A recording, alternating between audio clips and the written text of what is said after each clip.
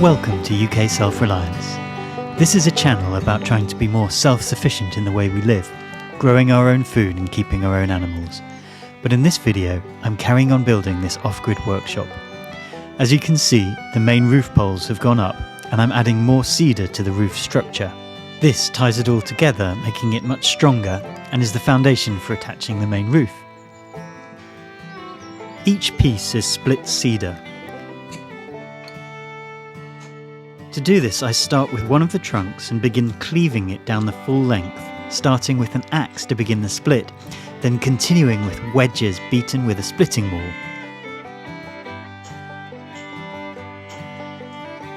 Most of this wood has a beautiful straight grain, so once you start the split, it's just a case of putting in one wedge after the other until the whole thing comes apart.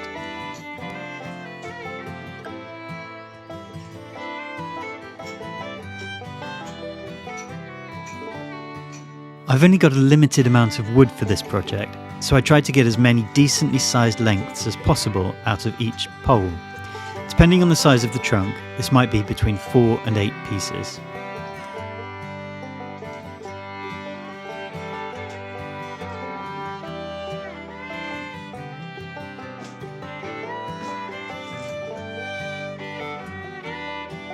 Each piece then gets cut to length and added to the roof.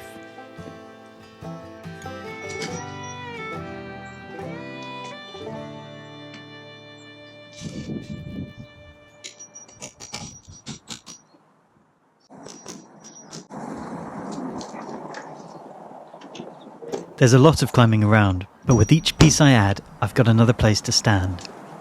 The only real challenge is getting up each time. This ladder was terrible. I had to climb right to the top to hoist myself onto the building, and it was always dodgy. Every time I stepped on it, one of the feet sank into the ground, and the whole thing started wobbling. I actually can't believe I didn't just make a decent one for the build. Hindsight is amazing.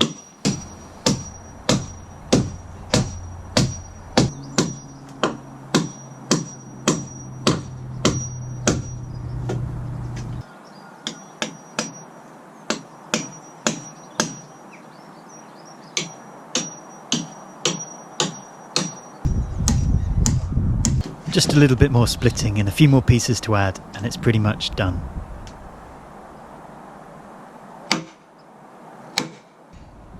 I actually really like the roughness of this building's skeleton. To me, it's beautiful in its simplicity and the fact that just one person with a few dodgy tools and some salvaged nails put it together.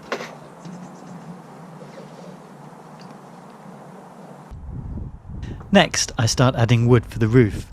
But this is where things start getting really tricky. As I've said before, the idea for this workshop is to make it for free out of things that I can gather, recycle or salvage.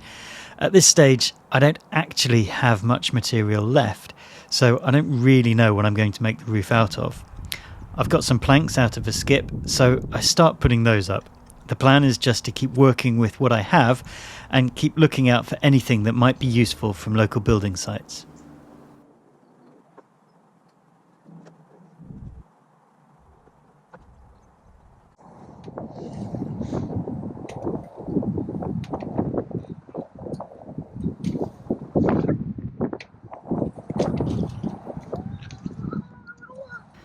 It's always good to take a break and say hi to the cows.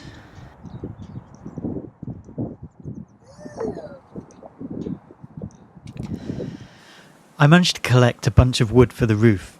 Most of it was quite narrow boards, some was cladding. It all needed cutting to length and angled to fit the shape of the roof. So at this stage, I'd had enough of using a handsaw and got a battery-powered Makita circular saw to make things easier. I only dropped it off the roof once. It's still working fine.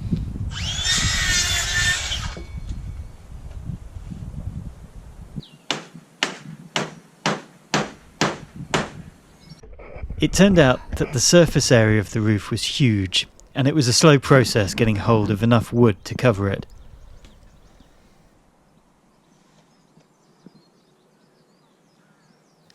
I got a real range of stuff. Some was okay, some wasn't ideal, but you have to work with what you can get.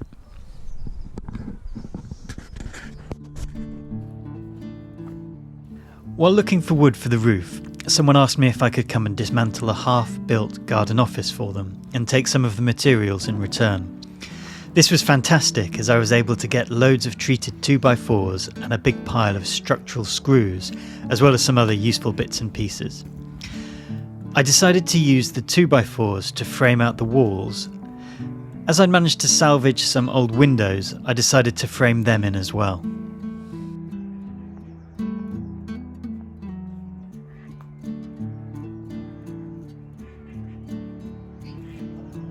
I was basically doing bits of the roof and bits of the wall at the same time, based on what I had available and what I felt like doing.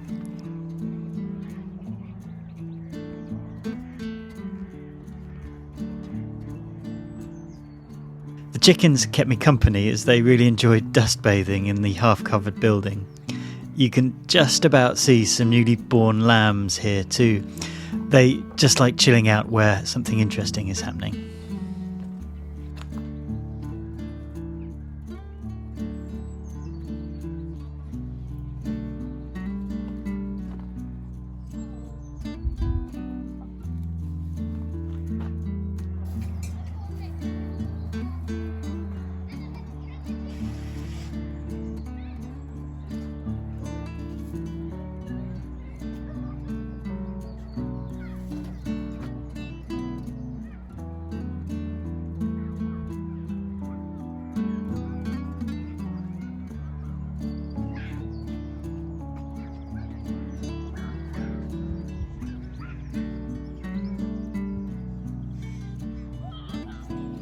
I'd been thinking for a while about what to do with the walls. I was getting hold of wood for the roof, but it needs a lot. I figured it would take a long time to get wood for the walls as well as the roof, so I decided to fill in the framed out wall panels with wattle and daub.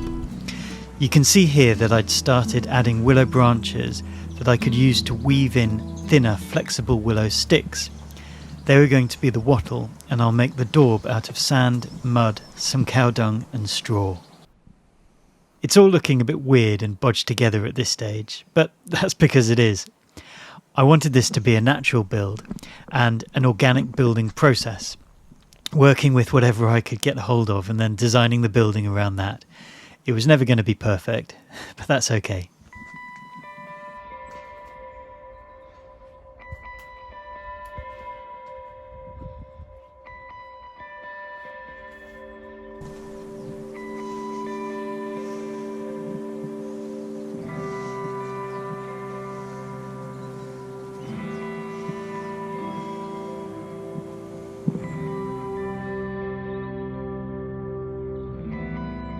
Thanks for watching.